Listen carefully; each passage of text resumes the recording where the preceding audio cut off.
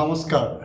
আজি পুনৰ এটি নতুন আধ্যাত্মিক বাৰ্তালৈ ওলাইছোঁ আৰু আজিৰ বাৰ্তাৰ বিষয়বস্তু হৈছে হাট, আমতিৰ হাট।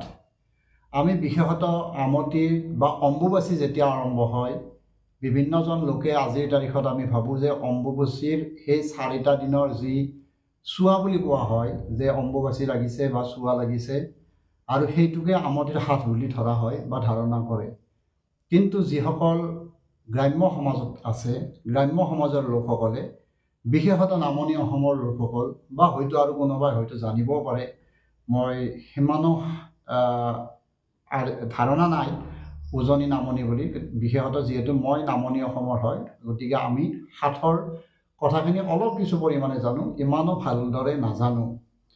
তৎসত্ত্বেও ক'ব ওলাইছোঁ, এতিয়া বৰ্তমান সময়খিনি হাটৰ সময় চলি আছে, অৰ্থাৎ অম্বুবাচী মেলা আৰম্ভ হোৱাৰ 7 দিন আগত, 7 দিন ইফালে 4 দিন, 7, 8, 9, 10, 11 দিন আগত বৰ্তমানৰ সময় চলি আছে, মানে অসমীয়া জেঠ মাহৰ শেষৰ 3টা দিন, মাজৰ দোমাহী, আহাৰ মাহৰ আৰম্ভণিৰ 3টা দিন, আহাৰৰ আৰম্ভণিৰ 3টা দিন, জেঠ মাহৰ শেষৰ 3টা দিন, মাজৰ দোমাহীটোকে ধৰি এই 7টা দিন, এই 7টা দিন হাট হিচাপে ধাৰণা কৰা হয়। আৰু হাটৰ ভিতৰত বিশেষতঃ পূজা পাঠ বা ধৰ্মীয় অনুষ্ঠান নকৰে বুলি ধাৰণা এটা আছে আমাৰ নামনি অসমত। আৰু সেয়েহে আমিও ঘৰতে আছোঁ এইকেইদিন হাটৰ বাবে। তথাপিও জন্মদিনৰ বা তিথিগত যিকোনো পূজা পাঠেই হ'ব, মাত্ৰ নতুনকৈ সংকল্প ল'ম বুলি ভবা পূজা পাঠখিনি নকৰে বা নহয়। আচ্ছা, ইয়াৰে মেইন ধাৰণাটো কি কাৰণেনো কৰা নহয় হাটৰ সময়ত পূজা, এই গোটেই ধাৰণাখিনি দিব ওলাইছোঁ। কাৰণ বিভিন্নজন মানুহৰ মনত এটা খেলায় যে হাটৰ সময়ত পূজা কিয় কৰিলে, পূজা কৰাটোতো অপৰাধ, সেনেকৈ ধাৰণা এটা কৰে। কিন্তু নহয়, তেনেকুৱা কোনো কথা নহয়। হাটটো এনেকুৱা বস্তু নহয় যে একেবাৰে চুৱা বা অস্পৃশ্যতা। হাটৰ সময়খিনি হৈছে প্ৰকৃতিতকৈও আমাৰ যিসকল পোক পতংগ আছে, এই পোক পতংগসকলৰ প্ৰজননৰ সময়।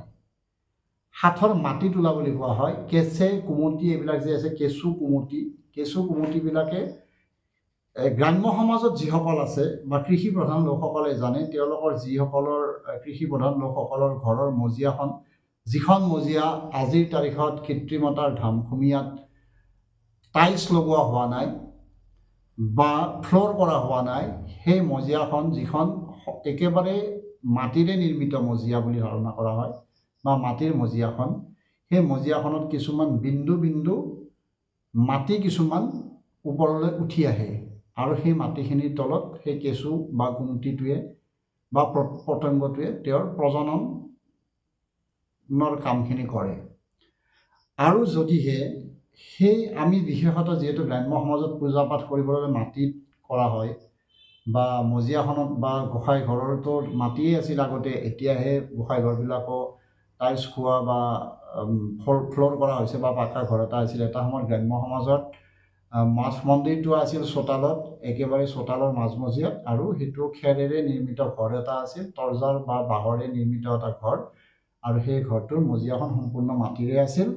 গতিকে সেই মাটিত থাকিলে মাটিবিলাক তোলে। আমিবিলাকে যেতিয়া সৰু আছিলোঁ তেতিয়া এইবিলাক দেখিছিলোঁ, আৰু তেতিয়াই প্ৰশ্ন কৰিছিলোঁ এইবিলাক মাটি এনেকৈ ওপৰত কিয় উঠি আহে।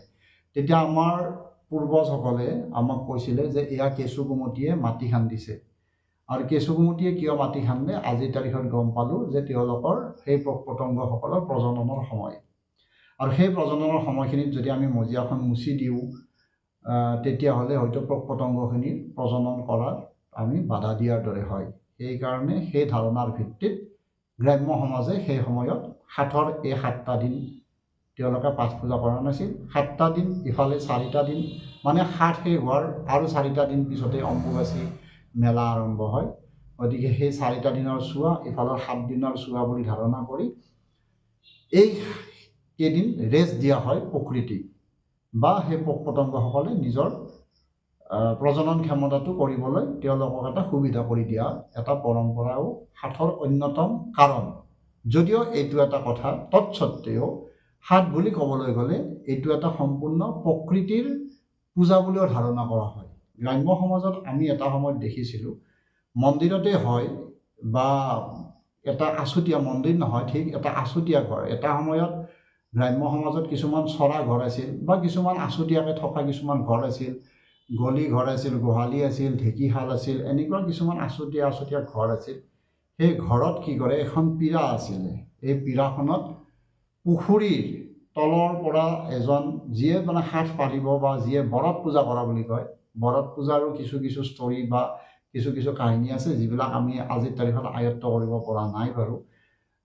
তথাপিও কথাটো এনেকুৱা যে যিমান দূৰ জানিব পাৰিলোঁ যে তেওঁলোকৰ ধৰক মই মোৰ ঘৰত হাত পূজা কৰিছোঁ, গতিকে মোৰ ঘৰৰ যিয়ে কৰিব, মোৰ ধৈৰ্য মায়ে যদি পালন কৰে হাতৰ কথাখিনি, তেতিয়াহ'লে মোৰ মায়ে পুখুৰীত ডুব মাৰি পুখুৰীৰ তলৰ পৰা এমুঠি মাটি আনে।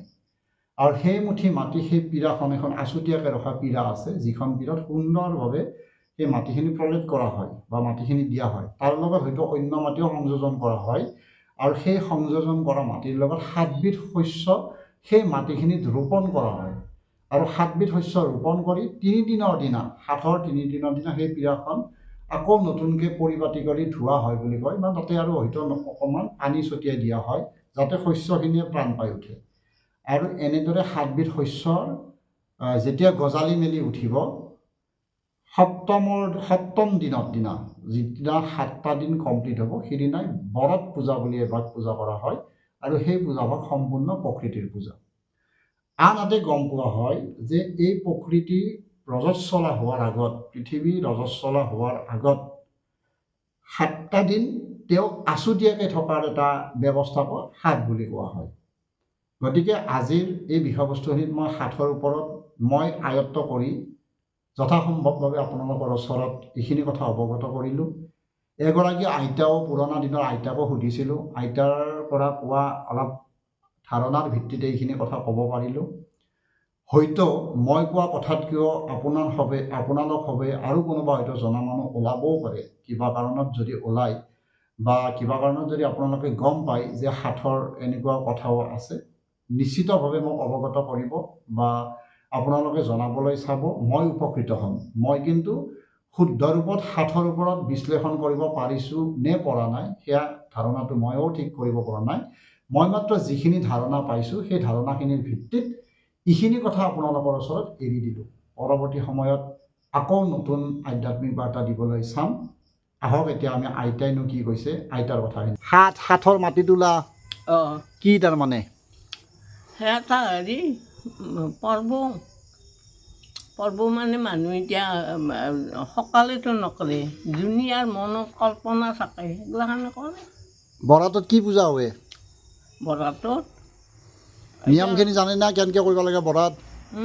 পীৰাতকৈ মাটি তুলিব লাগে। ক'ৰ মাটি? পুখুৰী পাৰৰ, পুখুৰীৰ ডুব মাৰি পেলাই আনিব লাগে, মাটি আনি তুলিব লাগে। তুলি পেলাই আপুনি কি পীৰাখনত পূজা কৰিব লাগে? পীৰাখনত পূজা দি হেৰি থলা থৈ পেলাই আৰু 3 দিনৰ দিনা কাঠৰ সেইখিনি সেই মাহ, তিল, মুগ আৰু তোমাৰ ধান চিতেলাক, চিতলি গাজি নলব অলপমান। 3 দিনৰ দিনা আৰু হাতখন ধোৱা হয়। হাতখনে সেই পীৰাখনকে হাত বুলি কোৱা হয় নেকি? সেই পীৰাখনত পুখুৰীৰ তলৰ পৰা মাটি তুলি আনি পীৰাখনত দি তাতে ধান, মাহ সেইগিলাখান চিতয়। 7বিধ চিতেলাক, 7বিধ শস্য চিতয়। চিটি পেলাই আৰু 3 দিনৰ দিনা হাতখন আৰু একবাৰ ধোৱা হয়। আচ্ছা। ধুই পেলাই আৰু থৈ দে, দি পেলাই আৰু সেই 7 দিনৰ দিনা সেইবিলাক আৰু হেৰি কৰে, ধুই পখলে আৰু পূজা কৰে, হেৰি কৰে। আমাৰ এনে এইগিলাখন যেনেকৈ সুভাষিনী পূজা বা হেৰি কৰে, তাতেও এটা অজা থাকে, অজানীটোৱে সাধুৰ কথা কেতিয়া কয়, বৰাতৰ সাধুৰ কথা কেতিয়া কয়। আৰু মানুহগিলাক আহি বহে, তামচা ফূৰ্তি কৰিলাক, জকাত দিলাক, সেইগিলা কৰিলাক। তাৰপিছত আৰু ফল, যোনে যিমান পাৰে সিমান ফল দিলাক, নৈবেদ্যৰ সাজ দিলাক, সেনেকৈ কৰিলাক। বৰাতৰ সাধু কথা জানেনে আপুনি? মই নাজানো মিছা কথা। এনে শুনিছিল বৰাতৰ সাধু কথা আগতে? আমি কৰা নাই নহয়, আমাৰ তাতে নাইও। বৰাত পূজাখন কেতিয়া হয়? আমাৰ কালাকুছিৰ মাহত দেখিছে 7 দিনৰ দিনা। 7 দিনৰ দিনা বৰাত পূজা হয়। তাৰে 4 দিন পিছৰ পৰা আমতি হয়। আমতি আচ্ছা ঠিক আছে আৰু এনেকৈ আমাৰ সাঁথৰ পূজা কৰা হয়